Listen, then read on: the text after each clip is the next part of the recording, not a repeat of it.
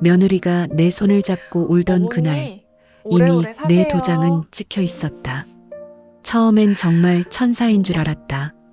밥은 꼭 어머니, 챙겨주고 오래오래 병원도 같이 사세요. 가주고 동네 사람들 앞에서는 늘 어머니 어머니 하며 나를 챙겼다. 어머니, 그런데 오래오래 어느 날 사세요. 은행에서 걸려온 전화 한 통이 모든 걸 뒤집었다. 어머님 명의 재산 어머니, 정리건으로 오래오래 연락드렸습니다. 사세요. 나는 그런 걸 부탁한 적이 없었다. 뭔가 크게 잘못된 것 어머니, 같았다. 오래오래 이런 사세요. 상황이 벌어진 데에는 아주 충격적인 이유가 있었습니다. 이 이야기가 끝까지 어머니, 궁금하신 분들은 오래오래 사세요. 구독과 좋아요, 그리고 댓글로 응원해 주세요. 아들이 데려온 며느리는 처음부터 달랐다. 요즘 며느리들처럼 쌀쌀 맞지도 않았고 나를 귀찮아하는 기색도 없었다. 아들 얘기도 자주 듣지 못했는데 이렇게 반갑고 고마운 며느리가 올 줄이야. 어머니, 무릎 아프시면 제가 마사지 해드릴게요. 약 드셨어요? 제가 시간 맞춰놨어요. 그녀의 목소리는 항상 부드러웠다. 마치 그 목소리 자체가 상냥함인 것처럼. 동네 사람들은 입을 모아 말했다. 어머니 복도 많으세요. 며느리분 정말 좋으신데요. 어머니, 나도 그렇게 믿었다. 내가 가진 게 있다는 걸 아무도 몰랐으니까. 남편이 살아있을 때 차곡차곡 모아둔 것들. 20년을 절약하며 만든 노후 자금. 아들을 잘 키워내고 남은 것들. 정기예금도 있고 적금도 있었다. 아파트 전세금도 따로 모아두었다. 그것이 내 통장에 조용히 누적되어 있었다. 내가 남은 인생을 편하게 살기 위해. 그런데 며느리는 그걸 알았다. 어떻게 알았는지는 몰라도 그녀는 내 통장을 들여다보았고 내 재산을 파악했고 정확히 알고 있었다. 처음엔 은근했다. 며느리는 늘 걱정으로 말을 꺼냈다. 요즘 보이스피싱 많대요. 어르신들 재산 정리 안 해두면 나중에 복잡해진대요. 혹시 모르니까 미리 준비해두는 게 좋다더라고요. 그 말들이 마음에 박혔다. 늙으면 판단이 흐려진다더니 나는 그 말이 맞다고 생각했다. 정말로 보이스피싱도 많다더니 혹시 내가 사기를 당할까봐 겁이 났다. 며느리는 서류를 가져왔다. 깔끔한 한글과 정부 도장이 찍힌 공식 문서들이었다. 내가 도장을 찍으면 내 재산이 정리된다고 했다. 아무 일도 안 생긴다고 했다. 정말 간단하다고 했다. 그 말들을 반복해서 들었다. 이건 그냥 정리만 해두는 거예요. 아무 일도 안 생겨요. 나중에 아드님한테도 도움이 될 거고요. 그녀의 손가락이 서류의 어느 부분을 가리켰다. 여기 도장만 찍으시면 돼요. 나는 안경을 벗고 도장을 찍었다. 그것이 내 삶을 바꾸는 순간이었다는 걸 그때는 몰랐다. 마치 내 운명이 결정되는 순간처럼 들렸지만 그 뜻을 깨닫기까지는 몇 달이 필요했다. 며느리는 그 서류를 챙겨 들고 나갔다. 아들이 뭔가를 물어봐도 그냥 엄마 재산 정리하는 거라고 말했다. 다음 날 그녀의 얼굴이 달라져 있었다. 마치 가면의 일부가 벗겨지려다가 다시 씌워지는 것처럼. 하지만 눈치채는 데는 몇 주가 걸렸다. 나는 여전히 그녀를 천사라고 부르고 있었다. 일주일 뒤 며느리는 말했다. 어머니, 서류 정리가 다 끝났어요. 나는 그 말을 믿었다. 그것이 내가 할 수 있는 최대한의 실수였다. 그날부터 작은 변화들이 시작됐다. 처음엔 눈에 띄지 않는 것들이었다. 며느리가 나를 챙기는 시간이 조금씩 줄었다. 밥을 해주던 횟수가 줄었고 병원을 함께 가던 일도 뜸해졌다. 밥상에 반찬이 하나둘 사라졌다. 예전엔 6가지 반찬이 있었는데 나중엔 2가지밖에 없었다. 약을 챙겨주는 일도 완전히 멈췄다. 세탁도 해주지 않았고 청소도 해주지 않았다. 마치 나는 이 집에서 손님인 것처럼 취급받았다. 내 방은 버려진 방이 되었고 내 물건들은 구석으로 밀려났다. 하지만 내가 뭔가를 요청하면 그녀의 얼굴에 짜증이 떠올랐다. 더 이상 숨기지도 않았다. 어머니, 너무 많은 걸 요구하지 마세요. 그 말이 상처를 주자 나는 내 자신을 의심했다. 혹시 내가 너무 많은 걸 바랐던 걸까? 혹시 내가 늙은이 짜증을 부리는 건 아닐까? 남편이 죽고 아들에게만 의지해온 나는 모든 관계에서 감사함을 먼저 생각했다. 누군가가 날 돌봐준다는 것만으로도 고마웠다. 그 마음이 내 몸에 깊이 배어 있었다. 누군가의 작은 친절도 아주 큰 선물로 느껴졌다. 그래서 나는 며느리의 작은 변화들을 자연스럽게 받아들였다. 아무런 의심도 없이, 아무런 저항도 없이, 혹시 내가 너무 많은 걸 바랐던 걸까? 혹시 내가 노인네 짜증을 부리는 건 아닐까?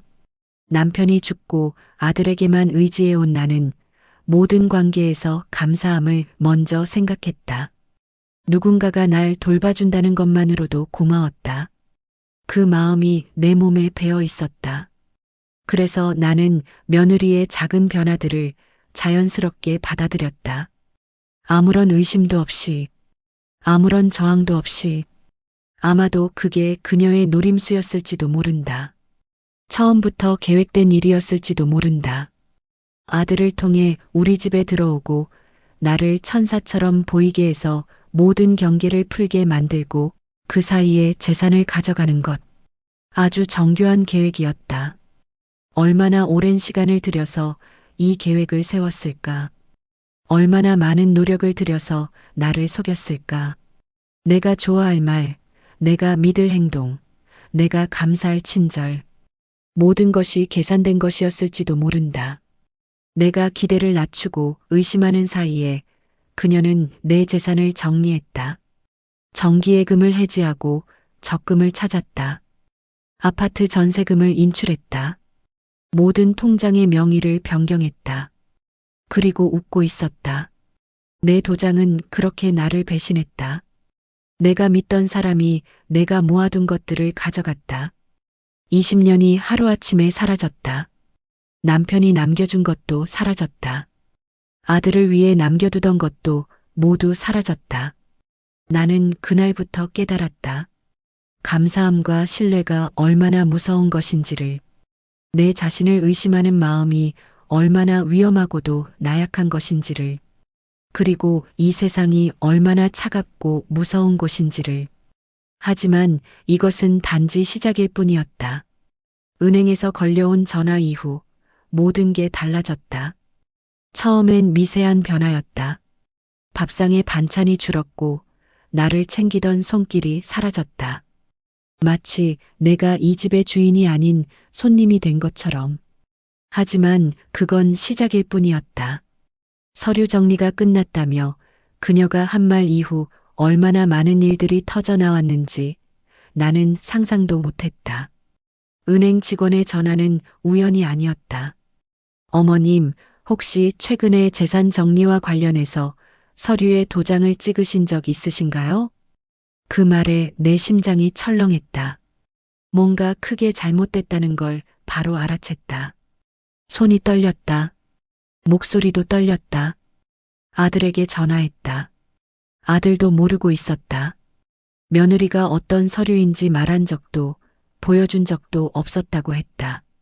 아들의 목소리도 불안해 보였다. 뭔가 심각한 일이 일어났다는 걸 느끼는 것 같았다. 그날 밤 나는 혼자 침실에서 울었다. 20년을 모은 돈이 하루아침에 사라졌다는 생각에, 아들에게 물려줄 전세금도 내 노후도 남편이 남겨준 것도 모든 게 사라졌다는 생각에 가슴이 철렁 내려앉았다.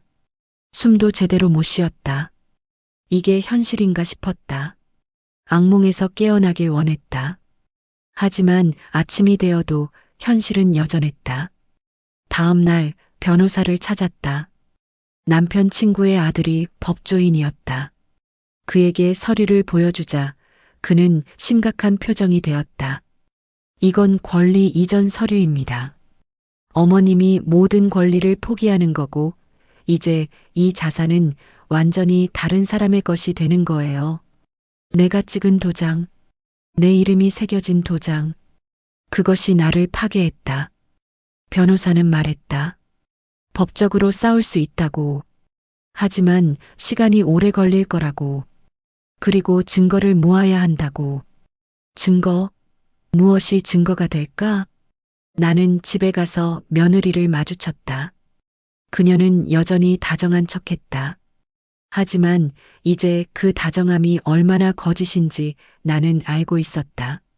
어머니, 뭐 하세요? 밥 먹으시죠? 그 말에 나는 터져 나왔다. 내 돈 다 가져갔으면서 뭔 소리야? 그 순간 그녀의 얼굴이 완전히 변했다. 위선의 가면이 벗겨졌다. 눈빛이 차갑고 계산적으로 변했다. 어머니, 뭘 말하는 건지 모르겠는데요. 서류에 자발적으로 도장 찍으신 거잖아요. 자발적? 나는 그게 뭔지도 몰랐다. 그저 재산을 정리한다고 했잖아. 그녀는 웃음을 지었다. 아, 그 웃음. 내가 처음 본 따뜻한 웃음과는 전혀 다른 웃음이었다. 그것은 냉소와 멸시가 가득한 웃음이었다. 어머니는 늙으셨어요. 판단도 흐리고 기억도 가물거리시잖아요. 누가 어머니를 믿어줄까요? 뭔가 하셨는데 기억을 못 하신다고 하면요. 호호.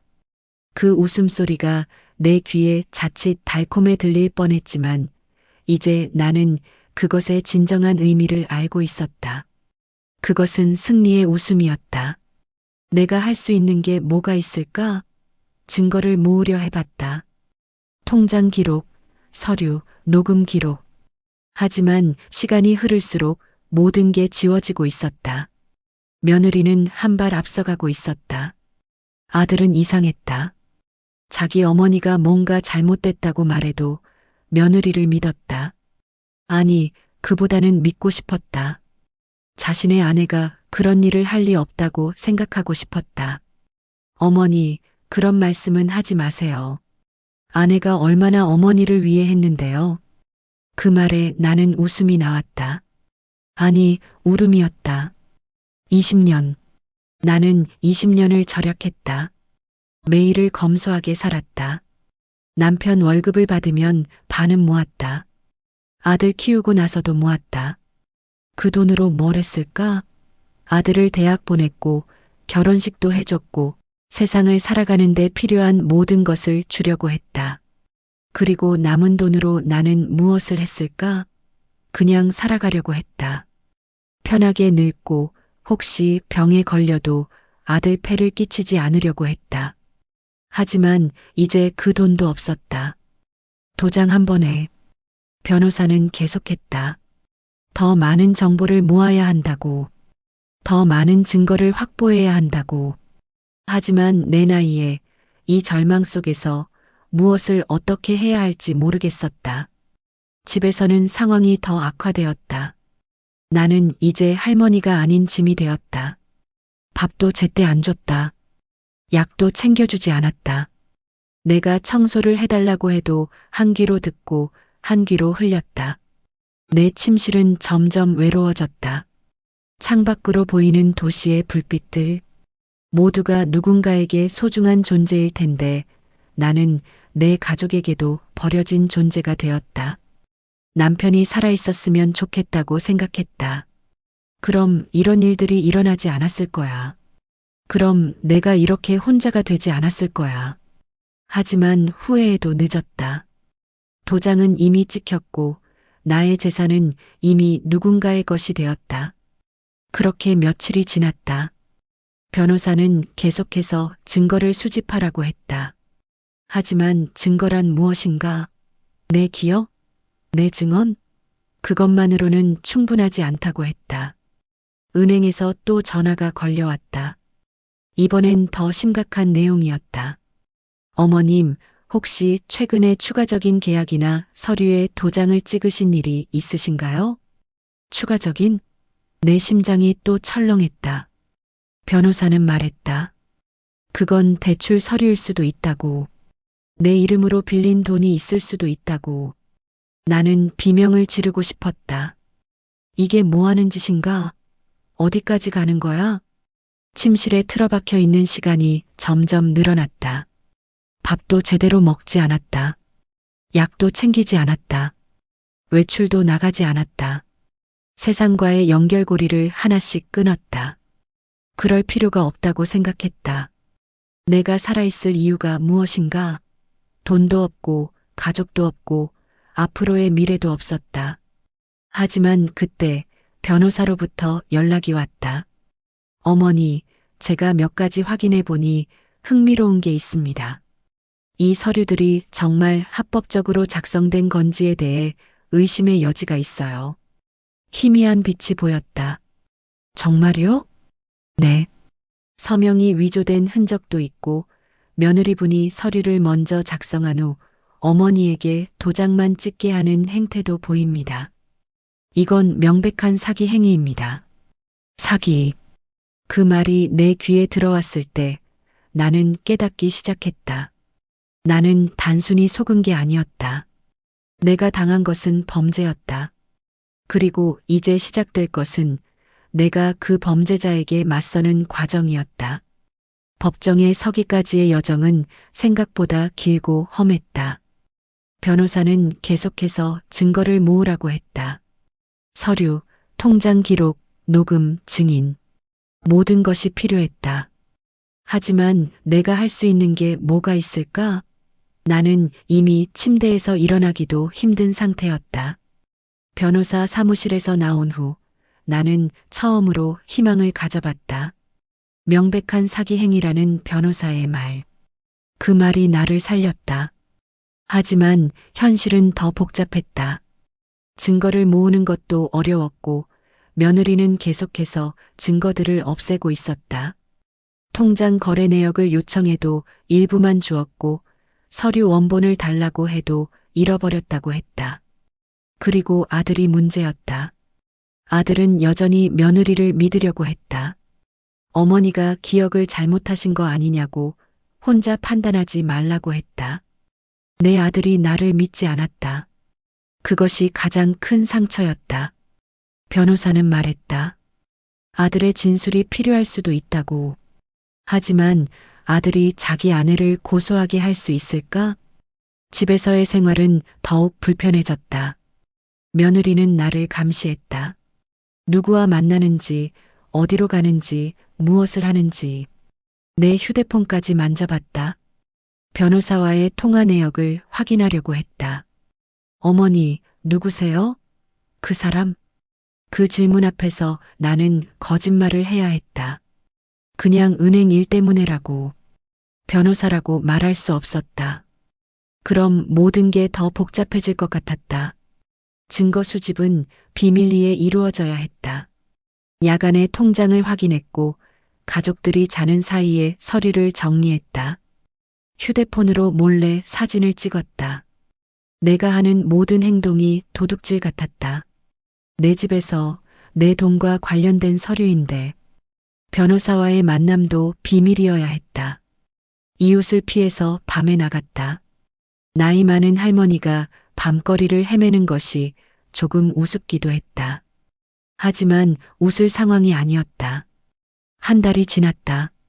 변호사는 소장을 준비하고 있었다. 소장이 뭔지 정확히 알지는 못했지만 그것이 법정으로 가는 첫 번째 단계라고 했다. 그 과정 속에서 나는 많은 것들을 깨달았다.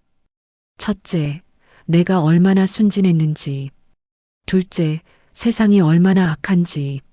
셋째, 법이 얼마나 복잡한지. 변호사는 나에게 묻었다. 진짜로 이 싸움을 계속할 거냐고. 육체적으로, 정신적으로, 경제적으로 얼마나 힘들 거냐고.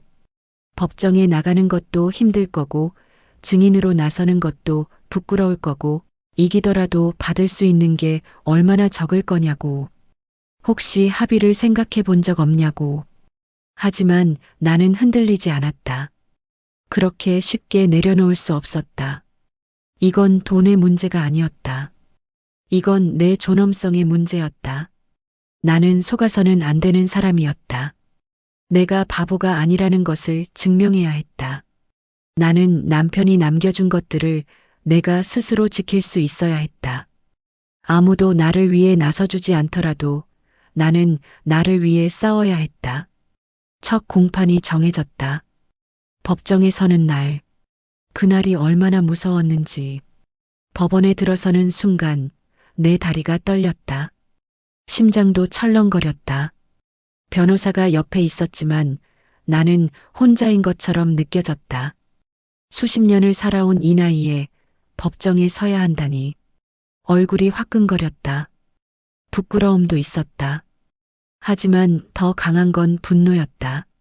법정에는 내 변호사, 그리고 반대편에는 며느리와 그 변호사가 있었다. 며느리는 여전히 차분한 표정으로 앉아 있었다. 마치 이 모든 게 별일 아닌 것처럼. 판사가 물었다.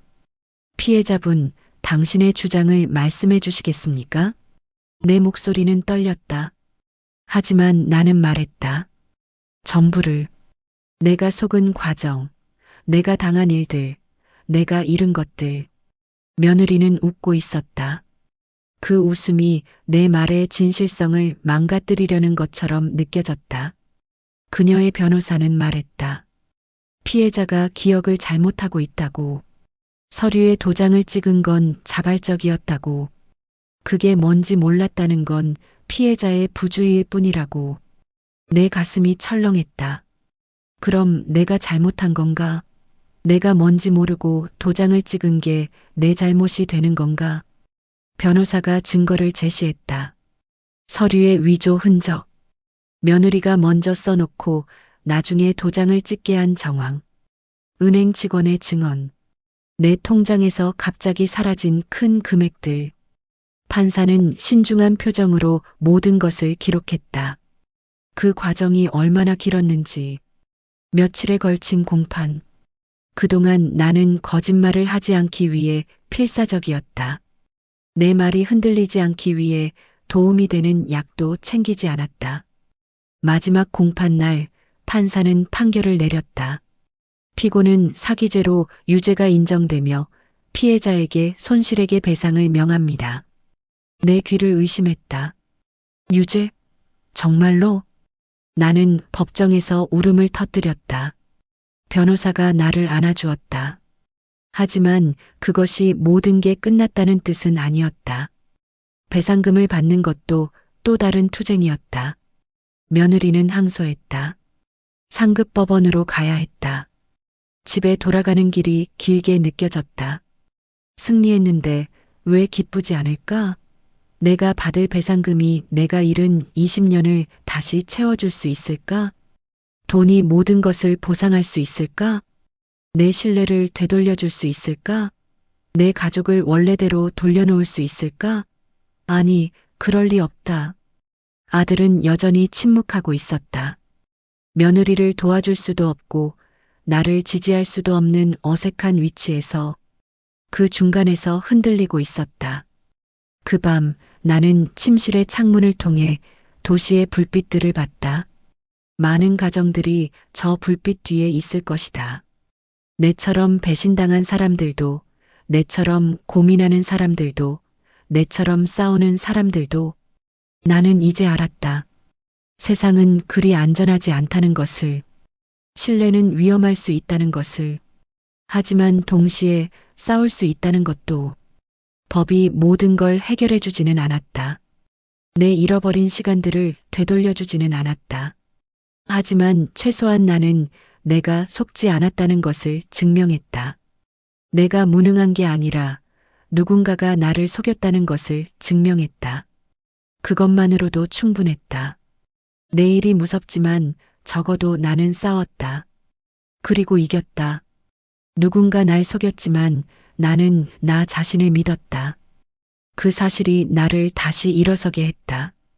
판결 이후 세상은 달라 보였다. 하지만 그것이 모든 게 끝났다는 뜻은 아니었다. 배상금을 받는 것도 또 다른 싸움이었다. 며느리는 항소했다. 상급법원으로 가야 했다. 내가 이겼다고 생각했을 때 새로운 싸움이 시작되었다. 상급 법원으로의 항소는 내 심장을 다시 철렁하게 했다.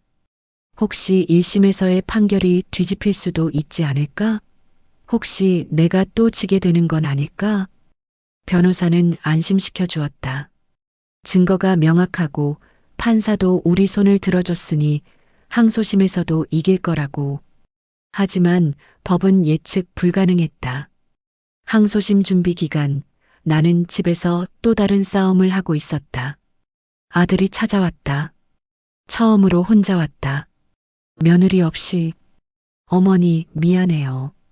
그 말에 나는 울음을 터뜨렸다. 내 아들이 나에게 사과했다. 자신이 나를 믿지 않았던 것에 대해. 며느리가 뭔가 이상하다는 걸 느꼈지만 외면했던 것에 대해. 내 아들이 자기 아내와 헤어지겠다고 말했다. 어머니 때문에 결혼이 이렇게까지 가게 돼서 죄송합니다. 아니, 이건 너의 잘못이 아니다. 누구를 미워하는 게 아니야. 하지만 아들의 얼굴에는 깊은 상처가 남아 있었다. 그는 아내에게 배신당했고 어머니와의 관계도 파괴되었으며 자신의 선택이 잘못되었다는 걸 깨달았다. 그 모든 게 그를 짓누르고 있었다. 나는 아들을 안아주었다. 내 아들을 다시 안아주었다. 20년 만에 항소심 판결은 1심과 같았다. 유죄 배상? 이번에는 내 기분이 달랐다. 승리의 쾌감보다는 피로감이 더 컸다. 이 모든 게 정말 필요했나? 내 가족을 이렇게까지 부숴야만 했나? 누군가를 감옥에 보내야만 내 마음이 평온해질까? 묵직한 질문들이 내 가슴에 맺혔다. 배상금이 나왔다. 내가 잃은 돈의 일부. 전부는 아니었지만 적어도 내가 다시 살아갈 수 있는 정도는 되었다. 통장에 숫자가 찍혔다. 하지만 그것이 정말 배상인지 아니면 더 큰 손실을 인정하는 것인지 구분이 되지 않았다. 은행 계좌에 돈이 들어왔을 때 나는 눈물을 흘렸다. 그건 승리의 눈물이 아니었다. 그건 무언가를 되찾았다는 안도의 눈물이었다. 동시에 잃어버린 것들을 다시 깨닫는 슬픔의 눈물이었다. 내 노후는 다시 돌아왔다. 적어도 경제적으로는. 하지만 나의 신뢰는? 나의 가족은? 그건 돈으로 돌려받을 수 없었다. 아들은 이혼 절차를 밟고 있었다. 그 과정이 쉽지 않았다. 여전히 복잡하고 고통스러웠다. 며느리는 계속 저항했다. 경제적인 보상을 받으려고 했다. 아들의 재산의 절반을 달라고 했다. 마지막까지 모든 걸 빼앗으려고 했다. 법은 복잡했다. 나의 배상금 사건과는 별개로 아들의 이혼 사건은 또 다른 법적 싸움이 되었다. 변호사는 계속해서 서류를 준비했고 법정에는 또 다른 싸움이 있었다. 이번에는 나만이 아니라 아들도 함께 싸워야 했다. 우리는 함께 법정에 섰다. 처음으로. 시간이 흘렀다. 몇 달이 지나고 약 1년이 되어 갔다. 아들이 다시 혼자가 되었다. 혼자이면서 동시에 나와 함께가 되었다. 우리는 함께 이사를 했다. 그 집에서 나가기로 했다. 며느리와의 기억들이 너무 많았다. 그 집의 모든 코너에 배신이 묻어 있었다. 새 집은 작았지만 따뜻했다. 아들과 나 그리고 우리의 새로운 시작. 아들은 밥을 차렸다. 서툰 손으로. 나를 위해. 처음으로 아들이 나를 챙기는 경험을 했다. 엄마, 맛있어요? 그 질문에 나는 웃음을 흘렸다. 그건 가장 맛있는 밥이었다. 하지만 나는 여전히 깨어있는 밤들이 많았다. 더 이상 신뢰할 수 없을 것 같은 밤들. 새로운 사람을 받아들일 수 없을 것 같은 밤들. 심리 상담사를 찾아갔다. 변호사의 추천으로. 나는 트라우마를 가지고 있었다. 배신당함의 트라우마. 신뢰하지 못함의 트라우마. 새로운 관계를 맺을 수 없을 것 같은 두려움. 당신은 배신당했어요. 그것을 극복하려면 시간이 필요합니다. 당신이 한 일들은 매우 용감했어요. 많은 사람들은 포기했을 거예요. 시간이 필요하다면 얼마나 필요할까? 내 남은 인생이 모두 그것을 극복하는 데 쓰일 것 같았다. 하지만 상담사는 말했다. 천천히, 아주 천천히 시간이 나을 거라고. 하지만 천천히 변화가 일어났다. 아들과 함께 보내는 시간들이 나를 치유했다. 새 집에서 함께하는 밥상이 나를 살렸다. 아들의 서툰 돌봄이 나를 일으켜 세웠다. 그리고 어느 날 나는 깨달았다. 이 모든 게 나를 파괴하지는 않았다는 것을. 오히려 나를 강하게 만들었다. 법정에서 증언했던 나, 증거를 수집했던 나, 모두 나였다. 약한 노인이 아니라 자신의 권리를 지킬 수 있는 사람이었다. 60 중반을 넘은 내가 새로운 일을 배웠다. 스마트폰으로 은행 거래를 하는 법, 법률 용어를 이해하는 것, 내 권리를 말하는 것. 나는 변했다. 어느 날 아침 나는 새 집의 창문을 열었다. 햇빛이 들어왔다. 새로운 아침이 들어왔다. 인생이 다시 시작되는 것 같았다. 모든 걸 잃어버렸다고 생각했지만 결국 나는 내 아들을 얻었다. 그것이 가장 큰 배상이었다. 며느리는 어디 있을까? 배상금을 받기 위해 계속 항소하고 있을까? 아니면 새로운 삶을 살고 있을까? 더 이상 중요하지 않았다. 나는 전에 내 아들에게 물었다. 미안해해야 할 게 뭐가 있어? 넌 아무 잘못도 없어. 아들은 눈물을 흘렸다. 엄마, 난 엄마를 믿지 않았어요. 엄마가 맞았는데. 나는 아들의 머리를 쓸어주었다. 그게 중요한 게 아니야. 지금 너와 함께 할 수 있다는 게 중요해. 시간이 모든 걸 치유하진 못하겠지만 적어도 우리는 함께 살아가고 있었다. 법정에서의 승리보다 배상금보다 중요한 건 이 순간이었다. 내 아들과 함께하는 이 평범한 아침. 나는 새 집에서 밥을 지었다. 이번에는 내가 열심히, 사랑으로, 정성스럽게. 아들은 거실에서 TV를 보고 있었다. 평범한 일상. 하지만 나에게는 가장 소중한 일상이었다. 이렇게 평범한 게 얼마나 귀한지 이제야 알았다.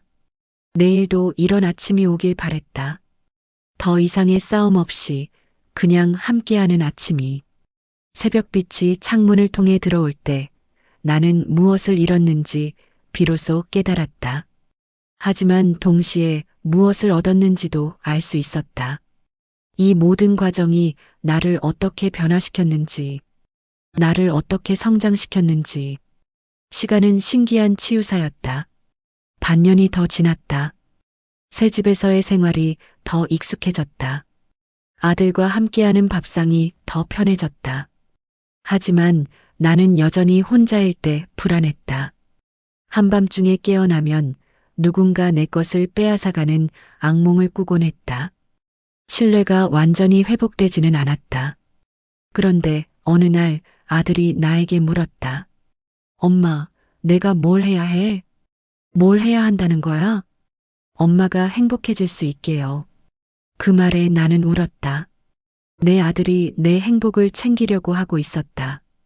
역할이 바뀌어 있었지만 그것도 나쁘지 않았다. 나는 아들에게 말했다. 넌 이미 충분해. 그냥 함께 있는 것만으로도. 그 후로 나는 조금씩 변했다. 처음으로 이웃 아주머니들과 차를 마셨다. 며느리 때문에 단절했던 관계들을 천천히 다시 만들기 시작했다. 어머니, 정말 오랜만이에요. 뭐 있었어요? 모든 얘기를 할 수는 없었다. 하지만 아주머니들은 내 눈빛을 봤다. 뭔가 있었다는 걸 알았다. 그들은 억지로 물어보지 않았다. 그냥 함께 있어 주었다. 그것만으로도 충분했다. 나는 새로운 취미를 찾기 시작했다. 공동 구매로 옷감을 사서 손으로 바느질을 했다. 예전처럼. 그 손놀림이 나를 진정시켰다. 한 땀 한 땀 시간을 들여서 뭔가를 만드는 일. 그것이 나를 살렸다. 바느질을 하면서 나는 생각했다. 내가 이겨낸 것들, 내가 견딘 것들, 내가 배운 것들, 나는 약한 사람이 아니었다. 그냥 속기 쉬운 사람이었을 뿐이다. 그리고 그것도 나쁜 것만은 아니었다. 이 나이에 나는 신뢰할 줄 아는 사람이었다. 다른 사람의 좋은 점을 믿을 줄 아는 사람이었다. 그것은 축복이었다. 비록 그것이 나를 상처 주기도 했지만 나는 사람을 믿는 법을 알았다. 그것은 내 인생의 가장 귀한 자산이었다. 어느 날 변호사로부터 전화가 왔다. 어머니, 항소는 더 이상 진행되지 않습니다. 최종 판결이 확정되었어요. 나는 한숨을 쉬었다. 드디어 끝이었다. 모든 법적 싸움이 끝났다. 이제 진짜 시작인 것처럼 느껴졌다. 나는 심리 상담을 계속했다. 변호사가 추천해준 상담사는 나를 매우 잘 이해했다. 당신은 그 경험으로 인해 상처를 입었어요. 하지만 동시에 그것은 당신을 강하게 만들었어요. 이것도 당신의 인생의 일부입니다. 인생의 일부. 그렇다. 나는 이제 이것을 인정할 수 있었다. 이것이 나의 인생 중 가장 힘들었던 시간이라는 것을, 하지만 동시에 가장 성장했던 시간이라는 것을, 한 가지 중요한 깨달음이 있었다. 용서. 나는 며느리를 용서해야 했다. 내 마음의 평화를 위해, 내 영혼의 자유를 위해. 그것이 그녀에게 주는 선물이 아니라 내 자신에게 주는 선물이라는 걸 알았다. 가장 큰 선물이었다. 모든 증오를 풀어내는 것, 모든 분노를 내려놓는 것. 그것이 나를 자유롭게 할 것이었다. 완전한 자유를. 그렇다고 해서 그녀의 행동을 받아들인다는 뜻은 아니었다. 그것은 그저 내가 더 이상 그 배신에 묶여 있지 않겠다는 뜻이었다. 나는 아들에게 말했다. 아들아, 엄마는 이제 앞으로 나아가려고 해. 더 이상 뒤를 돌아보지 않을 거야. 아들이 물었다. 며느리를 용서하신 거예요? 아니, 그건 아니야. 하지만 엄마는 더 이상 그것 때문에 고통받고 싶지 않아. 아들은 고개를 끄덕였다. 그것도 성장이었다. 아들도 나처럼 힘들어하고 있었다. 하지만 함께 나아가고 있었다. 1년이 더 지났다. 나는 이제 1살 더 늙었다. 70 중반을 넘어섰다. 하지만 마음은 더 젊어졌다. 더 강해졌다. 아들이 새로운 사람을 만났다. 조심스럽게, 천천히. 처음에는 불안했다. 또 다른 사기를 당하는 건 아닐까? 또 다른 배신이 있는 건 아닐까? 하지만 그 모습을 보며 나는 미소를 지었다. 엄마, 정말 괜찮아요? 응, 괜찮아. 넌 행복해야 해. 그것만으로도 엄마는 충분해. 새로운 관계는 조심스러웠다. 모두 조심스러웠다. 하지만 그것도 나쁘지 않았다. 신뢰를 다시 배우는 과정이었다. 아들도 나도 함께 신뢰를 다시 배우고 있었다. 나는 요리를 더 배웠다. 새로운 음식들을 시도했다. 새로운 친구들을 만났다. 새로운 경험들을 했다. 나는 살아있다는 걸 느껴진다. 진심으로. 다시금. 비록 내가 잃은 것들이 많았지만 나는 더 중요한 것을 얻었다. 나 자신을, 내 강함을, 내 존엄성을. 어느 날 나는 법원 앞에서 나온 날을 생각했다. 변호사가 나를 축하해 주던 날. 내가 이겼다는 말을 들었을 때의 느낌. 하지만 지금 나는 진짜 이겼다는 걸 느꼈다. 배상금 때문이 아니라 내가 다시 일어섰기 때문에. 내가 다시 웃을 수 있게 되었기 때문에. 내가 다시 신뢰할 수 있게 되었기 때문에. 내가 미래를 볼 수 있게 되었기 때문에. 그 여름 나와 아들은 함께 바다에 갔다. 처음으로. 모든 일이 끝난 후로. 이 힘든 여정을 함께한 후로. 파도를 바라보며 나는 생각했다. 모든 것이 흘러간다. 기쁨도 슬픔도 배신도 용서도 모든 것이 파도처럼 밀려왔다가 빠져나간다. 그리고 새로운 물결이 밀려온다. 새로운 가능성이, 새로운 희망이, 새로운 아침이 밀려온다. 아들이 내 어깨에 기대며 말했다. 엄마, 고맙습니다. 진심으로요. 뭘 고마워하니? 살아주셔서요. 싸워주셔서요. 우리를 지켜주셔서요. 나는 아들의 머리를 쓸어주었다. 아니야, 너 때문에 살았어. 너 때문에 싸웠어. 너를 지키기 위해 나는 모든 걸 감수할 수 있어. 내가 가진 모든 것을 요약하는 말이었다.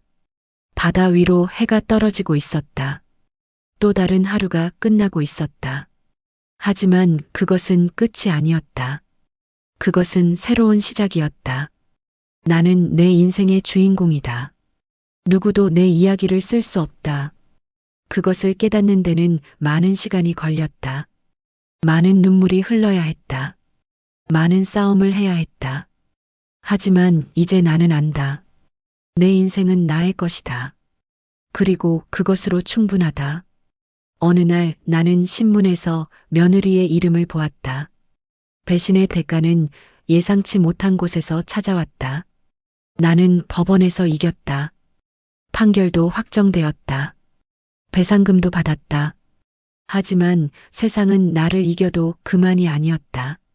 며느리는 다른 곳에서 또 다른 문제를 만들었다. 나와의 싸움이 끝난 후 그녀는 사라졌다. 어디로 갔는지 무엇을 하는지 궁금하지 않았다. 더 이상 내 인생의 일부가 아니었기 때문이다. 하지만 우연히 나를 찾아왔다. 아들이 나에게 보여준 신문 기사였다. 사기 혐의로 연행된 여인, 수십 명의 피해자. 그 이름이 보였다. 내 며느리. 아니, 전 며느리였다. 나는 신문을 다시 읽었다. 그녀는 나만을 상대로 사기를 한 게 아니었다. 여러 명의 노인들을 대상으로 같은 수법을 사용했다. 도장을 찍게 하고 재산을 빼앗는 일. 그것을 반복했다. 수십 명. 그 숫자가 나를 마비시켰다. 나만 당한 게 아니었다. 나보다 더 심한 피해를 입은 사람들이 있었다. 어떤 할머니는 전 재산을 잃었다고 했다. 어떤 할아버지는 죽음을 생각했다고 했다. 그제야 나는 깨달았다. 내가 싸운 것의 의미. 나 혼자만을 위한 싸움이 아니었다. 다른 피해자들을 위한 싸움이었다. 내 승리가 그들에게 희망이 되었을 것이다. 신문은 계속했다. 초범인 점을 고려하여 징역과 함께 배상 명령이 내려질 예정입니다. 초범이라는 말이 나를 웃게 했다. 아니다. 초범이 아니다. 그녀는 많은 사람들을 속여왔다. 초범이 될 수 없다. 하지만 법은 그렇게 판단했다. 변호사로부터 전화가 왔다. 어머니, 보셨나요? 신문 기사를요. 응, 봤어. 생각보다 많은 사람들이 당했네. 네, 그래서 피해자들의 배상 신청이 시작될 거예요. 그리고 언론 인터뷰 요청도 많이 들어왔어요. 어머니가 첫 번째 피해자이시고 어머니가 이기셨으니까요. 어머니의 이야기가 다른 분들에게 용기를 줄 거예요. 나는 거절했다. 아니, 다른 사람들한테 드려.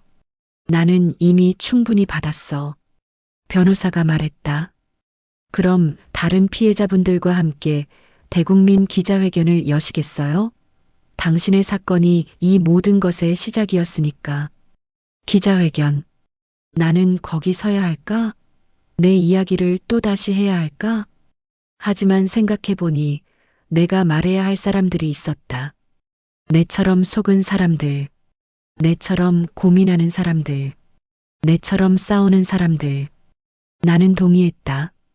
기자회견 날 나는 처음으로 카메라 앞에 섰다. 여러 명의 피해자들이 함께였다. 나이도 다양했고 피해의 정도도 달랐다. 하지만 모두가 같은 표정을 가지고 있었다. 배신당한 자의 표정. 하지만 동시에 싸워낸 자의 표정. 희망을 잃지 않은 자의 표정이었다. 나는 깊게 숨을 쉬고 말했다. 저는 70 중반의 할머니입니다. 이제 제 인생의 황혼기라고 생각했어요. 하지만 이 사건을 통해 저는 배웠어요. 나이가 들었다고 해서 약하지 않다는 것을, 싸울 수 있다는 것을, 이길 수 있다는 것을. 나의 목소리는 떨렸다. 하지만 명확했다. 그리고 이 자리에 계신 분들도 알아주세요. 당신은 혼자가 아니에요. 우리는 함께해요. 기자들이 질문했다. 며느리를 용서할 수 있을까요? 나는 한숨을 쉬었다. 이미 용서했어요. 하지만 그건 그녀에게 주는 선물이 아니에요. 제 자신을 위한 거예요. 계속 그녀를 미워하면 제 영혼이 망가져요. 그래서 용서했어요. 그 다음 다른 기자가 물었다. 후회하시나요? 싸웠던 것을요. 나는 고개를 저었다. 아니에요. 후회하지 않아요. 이 싸움이 없었다면 저는 여기 계신 분들을 만날 수 없었어요. 이렇게 연대하고 함께 목소리를 낼 수 없었어요. 기자회견이 끝난 후 다른 피해자들이 나에게 말했다. 할머니, 감사합니다. 당신 때문에 저희도 용기 낼 수 있었어요. 그 말에 나는 울음을 터뜨렸다. 이것이 내 싸움의 진짜 의미였다. 나 혼자의 승리가 아니라 모두의 연대였다. 시간이 더 지났다. 며느리는 징역형을 받았다. 그리고 모든 피해자들에게 배상 명령이 내려졌다. 완전한 배상은 아니었지만 적어도 법은 모든 피해를 인정했다. 나는 이제 다른 피해자들과 연락을 유지했다. 할머니, 어떻게 앞으로 나아갔어요? 제 아들도 아직 어머니를 믿지 못해요. 나는 그들에게 내 이야기를 나눴다. 시간이 걸린다고. 하지만 가능하다고. 신뢰는 다시 배울 수 있다고. 나는 피해자 지원센터에서 자원봉사를 시작했다. 내가 겪은 고통이 다른 사람들을 도와줄 수 있다면 그것도 의미 있는 일이 아닐까? 내 상처가 누군가의 약이 될 수 있다면. 센터의 상담사는 나에게 말했다. 당신 같은 분이 있으면 다른 피해자들이 용기를 낼 수 있어요. 희망을 가질 수 있어요. 당신은 그분들의 모델이 되실 거예요. 나는 그것이 내 인생의 새로운 목적이라고 생각했다. 복수가 아니라 구제, 미움이 아니라 치유. 그것이 나의 길이었다. 어느 날 나는 시청 앞에서 노인 기자회견을 했다. 노인 학대와 사기 범죄에 대한 시민 서명운동. 많은 사람들이 모였다. 젊은 사람들도 노인들도, 나처럼 당한 사람들도, 나처럼 관심을 가진 사람들도. 나는 그들 앞에서 말했다. 나이는 약함이 아니에요. 나이는 경험이고 지혜고 강함이에요. 그리고 우리는 함께 목소리를 낼 수 있어요. 그 말이 나왔을 때 나는 눈물을 흘렸다. 슬픔의 눈물이 아니라 감사의 눈물이었다. 이 모든 것 때문에 아들이 내 옆에 서 있었다. 자랑스러운 표정으로. 엄마, 멋있어요. 그 말 한마디로 나의 투쟁은 완성되었다. 나는 더 이상 배신당한 피해자가 아니었다. 나는 다른 사람들을 도와주는 생존자였다. 그것이 내 인생의 진짜 승리였다. 며느리를 이긴 것이 아니라 내 자신을 이겼다. 나의 약함을 이겼다. 나의 절망을 이겼다. 그리고 그 과정에서 나는 다시 태어났다. 70 중반의 할머니가 아니라 사회의 목소리가 되었다. 법정에서의 승리보다 더 큰 승리였다. 이제 나는 안다. 내 인생은 나의 것이고, 내 목소리도 나의 것이고, 내 미래도 나의 것이라는 것을. 그리고 그것으로 충분하다. 인생의 끝이 또 다른 시작이 될 수 있다는 걸 나는 이제 안다. 며느리의 일로 시작된 이 긴 여정. 그것이 나를 어디로 데려왔는가. 챕터 7. 인생의 의미를 다시 찾다. 시간은 계속 흘렀다. 3년이 지났다. 나는 이제 78살이 되었다. 법정의 싸움은 완전히 끝났다. 배상금도 받았고 며느리도 징역형을 받았다. 모든 법적 절차는 종료되었다. 하지만 진정한 변화는 법정이 아니라 내 마음에서 일어났다. 나는 이제 피해자 지원센터의 상담가로 일하고 있다. 정식 상담가는 아니다. 하지만 나는 피해자들의 이야기를 듣고 그들을 위로해주고 희망을 나눠준다. 내가 할 수 있는 역할은 그것뿐이지만 그것이 가장 강력한 역할이라는 걸 배웠다. 어떤 노인 할아버지가 나에게 말했다. 할머니, 당신을 보니까 용기가 나요. 당신처럼 다시 일어날 수 있을 것 같아요. 그 말 하나로 내 모든 고통이 의미를 가졌다. 아들은 이제 행복하다. 새로운 사람과 함께 살아가고 있다. 그 사람은 나에게도 좋은 며느리가 되었다. 전 며느리와는 완전히 다른 사람이었다. 첫 번째 며느리는 나를 속였다. 하지만 두 번째 며느리는 나를 사랑해준다. 그 차이를 느낄 때마다 나는 깨달았다. 신뢰의 의미, 사람의 다양성, 그리고 다시 시작할 수 있는 용기. 어느 날 아들이 나에게 물었다. 엄마, 정말 지금 행복해요? 그 질문에 나는 웃음을 흘렸다. 응, 행복해. 너처럼 행복해지는 모습을 보는 것만으로도. 우리는 함께 밥을 먹었다. 그 밥상이 내게 가장 귀한 것이 되었다. 나는 지역 주민들과도 연결되었다. 노인 학대 방지 캠페인에도 참여했고, 라디오 인터뷰도 했고, 지역 신문에도 소개되었다. 내 이야기가 누군가에게 희망이 된다는 것. 그것이 나를 살렸다. 세상이 나를 이용하는 건 아닐까? 나는 처음엔 그렇게 생각했다. 하지만 아니었다. 그들은 진심으로 내 이야기를 듣고 싶었다. 그리고 그것을 통해 변화하고 싶었다. 나는 강연도 했다. 여러 고등학교와 대학교에 초대받아 젊은 세대에게 나의 이야기를 들려줬다. 처음엔 떨렸다. 나이 많은 할머니가 무엇을 할 수 있을까? 하지만 학생들은 집중해서 들었다. 질문도 많았다. 할머니, 용서는 어떻게 하셨어요? 할머니, 가족을 다시 신뢰할 수 있었어요? 할머니, 지금 후회는 없어요? 그 모든 질문에 나는 진심으로 답했다.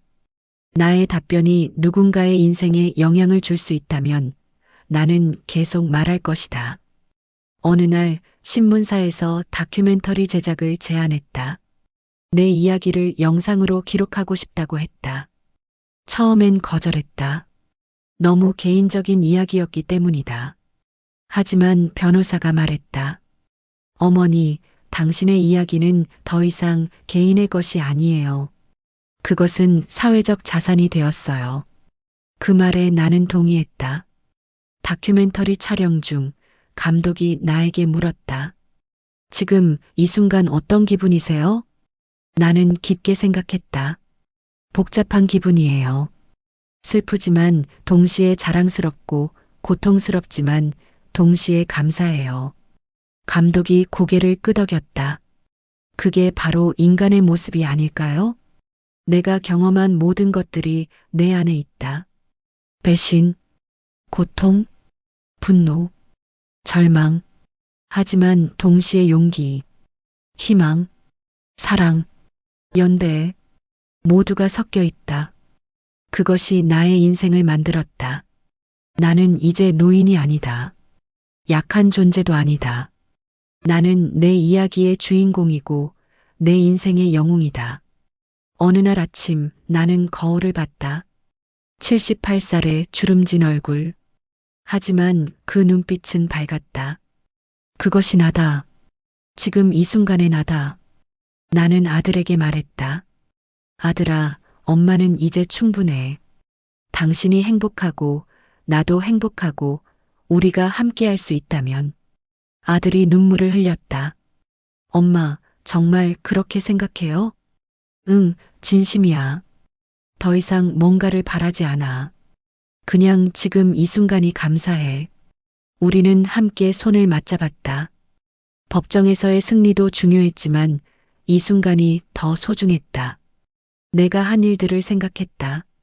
법원 출석, 증거 수집, 기자회견, 자원봉사, 강연, 다큐멘터리, 모두가 의미 있었다. 하지만 가장 의미 있는 것은 다른 사람을 도울 수 있게 되었다는 것이었다. 나는 더 이상 피해자가 아니다. 나는 누군가의 희망이 되었다. 그것이 내 인생의 의미다. 내가 남은 인생 동안 할 수 있는 일도 그것이다. 나는 센터에서의 상담을 계속하기로 했다. 다리가 아파도 시력이 흐려도 나는 계속할 것이다. 왜냐하면 그것이 내 인생의 목적이기 때문이다. 어느 날 한 여성이 센터에 들어왔다. 나이는 50대쯤이었다. 그 여성은 자신의 딸 때문에 고통받고 있었다. 딸이 자신의 재산을 몽땅 빼앗아갔다고 했다. 그리고 집에서도 쫓겨났다고 했다. 나는 그 여성의 손을 잡았다. 나도 비슷한 일을 겪었어요. 그 여성은 놀랐다. 정말요? 할머니도요? 응, 나도 내 며느리에게 속았어. 하지만 나는 싸웠고, 이겼고, 이렇게 살아있어. 그 여성이 울음을 터뜨렸다. 그럼 저도 할 수 있을까요? 물론이지, 당신도 할 수 있어. 넌 절대 혼자가 아니야. 나랑 함께 할 거고, 여기 모든 사람이 함께 할 거야. 그 여성은 내 팔에 기대었다. 그것이 치유의 시작이었다. 나는 그 여성과 함께 했다. 변호사를 찾는 것을 도와주었고, 법적 조언도 해주었고, 밤새 옆에 앉아 이야기를 들어주었다. 시간이 지나면서 그 여성은 변했다. 처음에는 절망에 가득 차 있었지만 조금씩 희망을 되찾았다. 그리고 어느 날 그 여성이 나에게 말했다. 할머니, 고마워요. 당신이 없었으면 난 여기까지 못 왔어요. 그 말이 내게 가장 큰 보상이었다. 금전적 보상도, 법적 승리도, 사회적 인정도 중요하지만 누군가의 삶을 바꾸고 누군가의 미래에 희망을 주는 것. 그것이 가장 큰 의미였다. 나는 이제 안다. 내 인생은 의미가 있다는 것을, 내 고통은 낭비가 아니었다는 것을, 내 싸움은 나만을 위한 게 아니었다는 것을, 그리고 이 모든 것들이 나를 78살의 이 자리에 데려왔다는 것을. 더 이상 뒤를 돌아볼 필요가 없다. 앞을 보면 된다. 그리고 옆에 누군가가 있으면 손을 잡아주면 된다. 그것이 내 인생의 완성이다. 이 모든 것이 나를 어디로 데려왔을까? 나는 이제 80살이 되었다. 인생의 정점을 넘어 내려막이 아닌 완성의 시간으로 들어왔다. 80살. 그 나이가 현실이 되었을 때 나는 많은 것을 생각했다. 내가 얼마나 살아남았는가? 내가 얼마나 사랑했는가? 내가 얼마나 고통받았는가? 그리고 내가 얼마나 성장했는가? 내가 얼마나 도움을 주었는가? 내가 얼마나 희망을 전했는가? 모든 것이 하나의 이야기가 되었다. 내 인생의 이야기, 고통과 치유의 이야기, 절망과 희망의 이야기. 그날 아들이 나에게 물었다. 엄마, 인생을 다시 살 수 있다면 지금과 같이 살고 싶어요? 그 질문에 나는 오랫동안 생각했다. 아니다. 내 며느리의 배신이 없었으면 좋겠다. 내 아들이 그런 고통을 겪지 않았으면 좋겠다. 하지만 동시에 그렇다. 이 모든 과정이 있었기에 나는 지금이 되었다. 나는 아들에게 말했다. 아들아, 어려운 질문이네. 하지만 답은 이래. 나는 이대로가 좋아. 모든 고통과 함께, 모든 기쁨과 함께. 아들이 미소를 지었다. 엄마, 정말 멋있어요. 그 순간 나는 완벽했다. 법원에서의 승리도, 배상금도, 사회적 인정도 중요했지만 내 아들의 그 미소가 가장 큰 보상이었다. 시간은 계속 흘렀다. 나는 여전히 센터에서 일하고 있다. 다리가 아파도, 허리가 아파도, 시력이 흐려도. 왜냐하면 누군가는 내 목소리가 필요하기 때문이다. 누군가는 내 경험과 지혜가 필요하기 때문이다. 누군가는 내가 살아있다는 증거 자체가 필요하기 때문이다. 어떤 할머니는 나에게 말했다. 할머니, 당신을 보니까 죽고 싶다는 생각이 사라졌어요. 그 말 하나로 내 모든 고통이 정당화되었다. 나는 다큐멘터리가 방영되는 날을 기억한다. 전국의 방송국에서 내 이야기를 내보냈다. 수백만 명의 사람들이 내 이야기를 들었다. 방송 이후 내게 편지가 왔다. 수백 장의 편지. 어떤 편지는 눈물이 묻어 있었다. 어떤 편지는 감사의 말로 가득 차 있었다. 한 편지는 이렇게 시작했다. 할머니, 저도 비슷한 경험을 했어요. 하지만 할머니의 이야기를 보고 나도 싸울 수 있을 것 같아요. 그 편지를 읽을 때 나는 울음을 터뜨렸다. 내 이야기가 누군가의 삶을 바꾸고 있었다. 그것이 진짜 승리였다. 나는 책 출판도 하게 되었다. 처음엔 거절했다. 너무 개인적이고 너무 고통스러운 이야기였기 때문이다. 하지만 출판사가 말했다. 당신의 이야기는 많은 사람들이 필요로 하는 이야기예요. 당신은 희망의 증거가 되는 거예요. 책이 출판되었을 때 나는 서명회를 했다. 긴 줄을 서서 책에 서명해달라고 하는 사람들. 그들 중에는 노인도 있었고, 젊은이도 있었고, 부모도 있었고, 자식도 있었다. 모두가 내 이야기를 필요로 했다. 어떤 여성은 내 앞에서 무릎을 꿇었다. 할머니, 고마워요. 진짜 고마워요. 나는 그 여성을 일으켜 세우고 안아주었다. 우리는 모두 같은 고통을 가지고 있었다. 그리고 우리는 함께 일어설 수 있었다. 아들은 나에게 말했다. 엄마, 당신은 영웅이 아니에요. 당신은 사람이에요. 그리고 그 사람이 나아가는 모습이 가장 강력한 거예요. 그 말이 내게 가장 큰 위로였다. 나는 영웅이 아니다. 그냥 아무도 도와주지 않았을 때 스스로를 도와준 사람일 뿐이다. 그리고 그것이 모두가 할 수 있는 일이라는 것. 아들의 새로운 아내가 나에게 말했다. 어머니, 정말 존경스러워요. 어떻게 그렇게 강할 수 있어요? 나는 웃음을 흘렸다. 강한 게 아니야. 그냥 멈출 수 없었어. 멈출 수 없는 것이 강함인가? 아니다. 그것은 생존이다. 그리고 생존은 가장 인간다운 행위다. 나는 이제 80살이다. 인생이 얼마나 남았는지는 모른다. 하지만 더 이상 중요하지 않다. 중요한 것은 내가 남은 시간을 어떻게 쓸 것인가. 나는 계속할 것이다. 센터에서 피해자들을 만나고 그들의 이야기를 듣고 희망을 나눌 것이다. 강연도 계속할 것이다.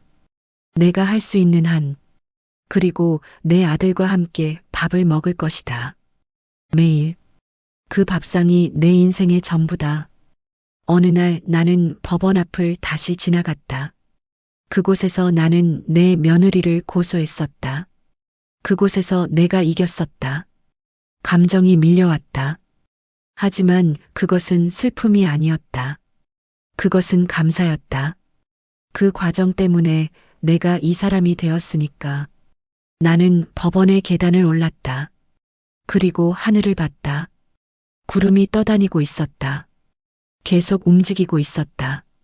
마치 내 인생처럼 멈추지 않고 계속 움직이고 변화하고 성장하는. 나는 다시 내려왔다. 앞으로 나아갔다. 뒤를 돌아보지 않고 내 앞에는 여전히 할 일들이 많았다. 만나야 할 사람들, 들어야 할 이야기들, 나눠야 할 희망들. 나는 여전히 필요했다. 그것이 가장 아름다운 일이었다. 80살의 나는 여전히 누군가에게 필요한 존재였다. 더 이상 배신당한 할머니가 아니라 희망의 할머니가 되었다. 그 변화가 인생의 정수다. 내 며느리는 지금 어디에 있을까? 더 이상 중요하지 않다. 그녀도 그녀의 인생을 살고 있을 것이다. 나는 나의 인생에만 집중한다. 내 인생은 내 것이고 내가 그것을 어떻게 쓸지를 결정한다. 그것이 내가 배운 가장 큰 교훈이다. 80살이 된 나에게 젊은 사람들이 묻는다. 할머니, 인생에서 가장 중요한 게 뭐예요? 그 질문에 나는 항상 같은 답을 한다. 사랑이야. 자신에 대한 사랑, 그리고 다른 사람에 대한 사랑. 그 사랑으로 인해 생기는 모든 것들. 그 사랑이 나를 살렸다. 그 사랑이 나를 강하게 했다. 그 사랑이 나를 완성시켰다. 이 모든 이야기의 끝은 사실 시작이다. 새로운 하루가 시작되고 새로운 사람을 만나고 새로운 이야기가 시작된다. 그리고 나는 계속 나아간다. 80살의 할머니로서, 사회의 일원으로서, 누군가의 희망으로서 내 인생은 완성되지 않았다. 그것은 계속 쓰여지고 있다. 그리고 그것이 가장 아름다운 일이다. 죽음이 올 때까지 나는 살 것이다. 그리고 사랑하고 도울 것이다. 그것이 내 인생의 의미다. 그것으로 충분하다. 정말로. 이것이 내 이야기다. 이것이 우리의 이야기다. 배신을 당했지만 우리는 멈추지 않았다. 고통받았지만 우리는 일어섰다. 절망했지만 우리는 희망을 찾았다. 혹시 당신도 나처럼 속은 적이 있을까? 혹은 당신도 나처럼 배신당한 적이 있을까? 그렇다면 알아두세요. 당신은 혼자가 아니에요. 우리는 함께해요. 우리는 일어날 수 있어요. 우리는 이길 수 있어요. 이 영상이 당신에게 조금이라도 힘이 되었다면 구독과 좋아요 부탁드려요. 그리고 댓글로 당신의 이야기도 나눠주세요.